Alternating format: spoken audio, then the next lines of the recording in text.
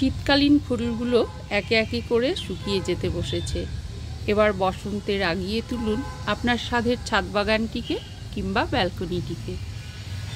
Hello viewers, welcome back to my channel. আপনারা দেখছেন daffodils garden. Daffodils গার্ডেনে আপনাদের সকলকে স্বাগত জানাই।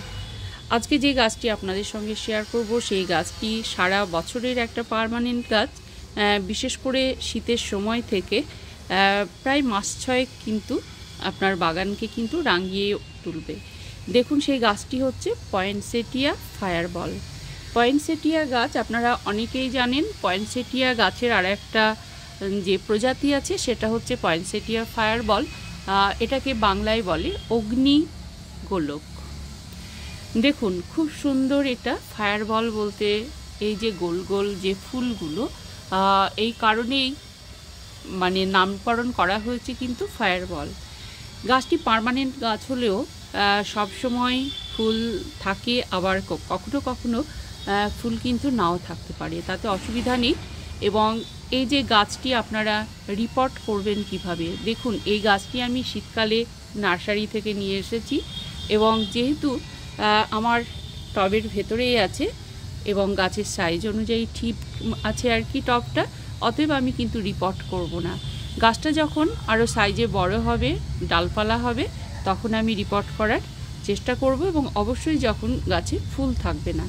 তো দেখুন রিপোর্ট করার একটা নিয়ম হচ্ছে, আপনারা এই যে ফেব্রুয়ারি মার্চ মাসে অনেকেই কিন্তু গাছ প্রুনিং বা রিপোর্টিংটা করে নিতে পারেন।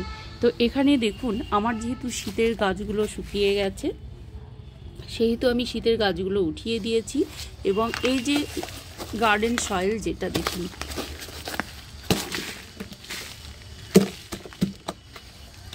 দেখুন খুব সুন্দরভাবে এই যে শীতের সময় আমরা যে মাটিটা তৈরি করি বা ড্রেনেজ হোলটা বন্ধ রাখি এই ধরনের খোলামকুচি দিয়ে, দেখুন। এবং মাটিটা দেখুন কত সুন্দরভাবে তৈরি করা আছে। দেখুন তো কি দারুণ মাটিটা তৈরি করা ছিল। এই যে ভার্মি কম্পোস্ট এবং কোকোপিট আপনাদের আমি বলে দিই যে আপনারা কিভাবে এই যে গার্ডেন সয়েলটা দেখুন, আপনারা দেখলেই কিন্তু বুঝতে পারবেন যে একদম ডেলা নেই এবং ঝুড়ো ঝুড়ো কি অপূর্ব কিন্তু এই যে শীতের গাছের মাটিটা ছিল। তো আমি জাস্ট এই মিডিয়াটাই আমি কিন্তু আবারও কিন্তু মানে ইউজ করব পরবর্তী গাছ বসানোর জন্য।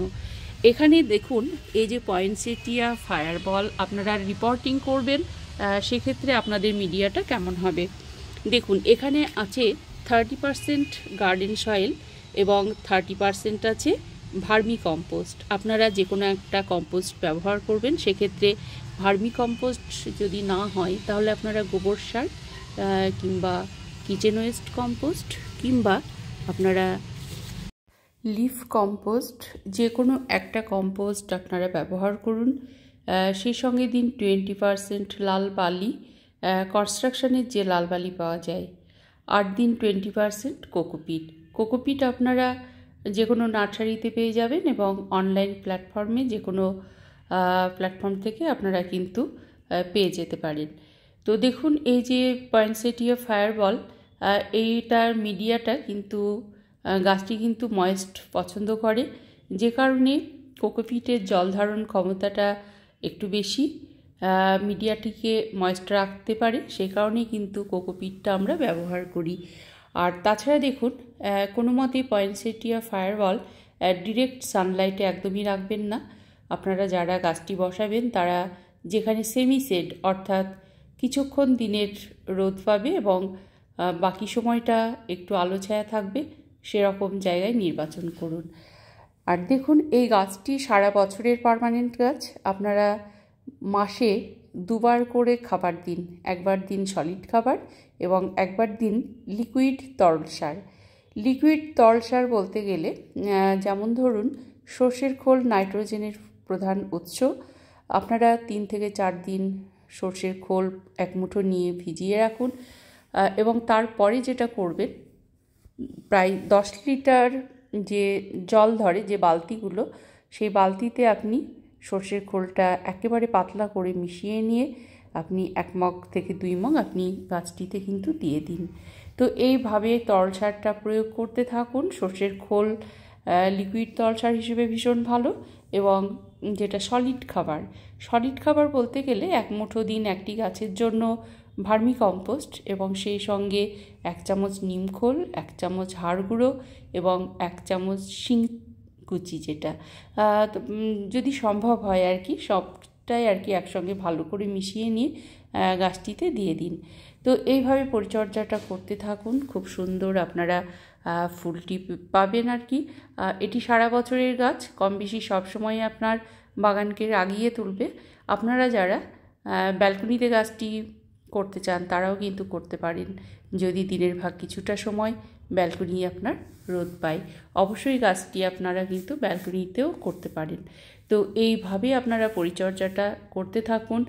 পয়েন্টসেটিয়া ফায়ারবল খুব সুন্দর একটি দুর্দান্ত লাল রং, আর এটা যেহেতু পার্মানেন্ট গাছ সেহেতু দেখুন মূলত এটা শীতের আগেই ফুলটা ফুটতে শুরু করে এবং বসন্তকাল জুড়ে কিন্তু ফুলটি কিন্তু গাছে থাকে। তো আপনারা চাইলেই গাছটি কিন্তু অবশ্যই বসাতে পারবেন। শীত ও বসন্তকালে ফায়ারবল কালারটা কিন্তু খুব সুন্দর ডিপ কালারটা থাকে এবং অত্যন্ত সুন্দর দেখায়। তো আপনারা দেখুন এই যে আমার যে মিডিয়াটা আছে অত্যন্ত সুন্দর মিডিয়া, এবং গাছটিও কিন্তু অত্যন্ত সুন্দর।